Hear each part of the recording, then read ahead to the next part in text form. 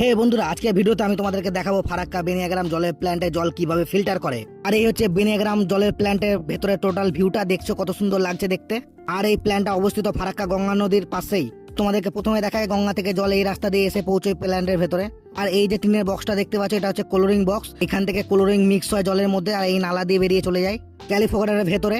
আর সামনে যে গোল সুইমিং পুলের মতো দেখতে পাচ্ছ জল আছে ভেতরে, এইটাই হচ্ছে ক্যালিফোগাটার। আর ক্যালিফোগাটারের মধ্যে যেই গোল রাউন্ডটা দেখতে পাচ্ছ, ওইখানে উঠে হচ্ছে নোংরা জল সব। তোমরা এখান থেকে বুঝতে পারবে এইটা হচ্ছে নোংরা জল, আর তার পাশেরটা হচ্ছে পরিষ্কার জল।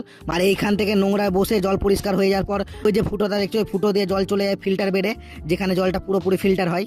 চলো এবার তোমাদেরকে দেখা ফিল্টার বেডের ভেতর কেমন হয় দেখতে। আর এইটা হচ্ছে ফিল্টার বেডের ভেতর। আর ওই যে দেখছো জল পড়ছে, ওইটা হচ্ছে ক্যালিফোগাটার থেকে জল এসে এখানে পড়ছে। আর এখান থেকে জলটা ফিল্টার হয়ে যাওয়ার পর আমাদের পাম্পে চলে যাবে। আর এই ফিল্টার বেডের ভেতরে দুটো ফিল্টার বেড আছে, একটা খারাপ হয়ে গেলে আর একটা অল্টারনেট করার জন্য রাখা হয়েছে। আর এইটা হচ্ছে পাম্প মেশিন, ফিল্টার বেড থেকে ফিল্টার হয়ে জল পাম্প মেশিনে যায়। আর এই পাম্প মেশিন দিয়েই এই ট্যাঙ্কির ওপরে জল উঠায়। আর দেখছো ট্যাঙ্কিটা কত উঁচু আর কত বড়, দেখতে কত সুন্দর লাগছে। তারপরে ওই ট্যাঙ্কি থেকে জল মানুষের বাড়ি বাড়ি পৌঁছয় খাওয়ার জন্য। তো ফাইনালি তোমরা বুঝতে পারলে জল কিভাবে ফিল্টার হয়। তো দেখা হবে পরে ভিডিওটা ভালো লাগলে লাইক কমেন্ট শেয়ার করে দিও, আমার চ্যানেলে নতুন হলে। বাই।